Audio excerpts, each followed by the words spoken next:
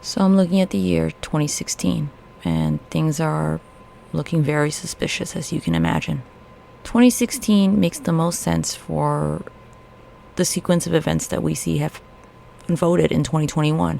2021 actually doesn't make any fucking sense because she was just quiet after something bad happened to her in 2019. Nothing bad happened since then, and she's still stuck on 2019. That doesn't make a lot of sense. That doesn't actually form a perfect narrative. 2016, though, has all the perfect elements and trappings of a story of something like this. Starts off in April with her being excited to do Glory. A lot of us noticed the eyes, Britney Spears' eyes, kind of like they didn't glisten anymore. They weren't alive. They were bored. The conservatorship pretty much killed her inside. But articles came out and a lot of people started to notice that, hey, she's got some light in her again. She's excited. There are so many articles that she talks about how Glory is her baby, how she's finally excited, how she wants to take creative control.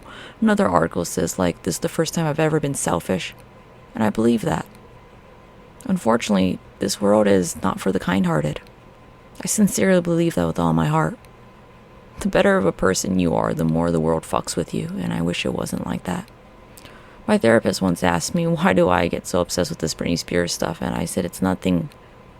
I mean, obviously I'm working through some shit too, but isn't it kind of demoralizing that somebody who's actually really good-natured and good-willed, and this is all happening in broad daylight, and nobody wants to, extend themselves help? She's a good fucking person. She deserves this the least. Everyday selfish, shitty people can, carry on and they get things their way. Someone who's actually sweet and good-natured, the world needs to care about her. The world needs to give a shit. Because if they don't care about her, what about the rest of us? That's my 2 cents anyways. My therapist is probably like, she still needs fucking therapy. But I think Britney Spears is actually a really good person. From the stories that I've read about her to the way that she reacts, I guess I relate to her because we're both the scapegoat of our families. Wow, I didn't think I'd actually go that deep into my own psyche, but here I am. That's why you paid the $5. I want to give a special new shout out to our newest Patreon, Melissa. Thank you for joining us. I'm not going to lie to you. There's only been one person before you. She hasn't even signed up with her email yet, so I've been lagging it. But now that you're here, don't you worry. These podcasts will happen. I also think they'll help me kind of structure and plan out. I do a lot of this in my head the night before, and it stresses me out. So it'd be kind of good to have actual documentation instead of I'm that kid in math class who's like, it's all in my head. I didn't do any work and I didn't need to show you shit because it's all in my head. That kid fucks up sometimes, and that's me. But yeah, 2016 kind of seems like the perfect ingredient. She was excited for the first time. And then there was some pushback. Her team said no. And it seemed like this time was too many no's too far. And the media started to pick up. Despite no one saying shit till 2021, someone actually did say shit in 2016. The New York Times came out with an article that wasn't too pressing, but it wasn't too soft. It actually did poke holes at a lot of the theories. And then more legal articles came out about the conservatorship and whether it was legal and whether it was just. It's interesting.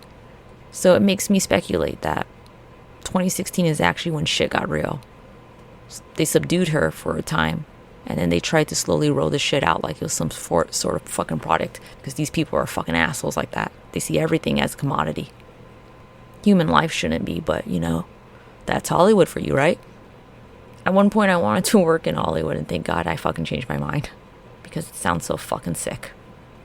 Britney Spears, wherever you are, if you are still somewhere around here, there's a lot of people that love you, and hopefully one day we can find you, or at least stop all this fucking shit from happening. You'll probably never hear this podcast, but it makes me feel a little bit better if you did. Well, Melissa, thank you for joining us again, and till later, another episode of This Ninja Nerd's Thoughts. THOTS, because I'm obscene that way.